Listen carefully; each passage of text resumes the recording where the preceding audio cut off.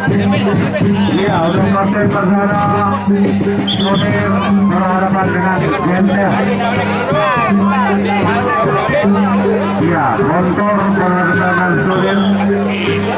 4 ronde seperti yang kita saksikan dari wasit tengah kita Makasih sudah mengangkat namanya.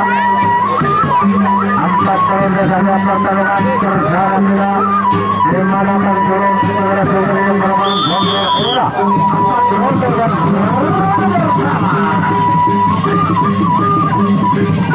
ayo.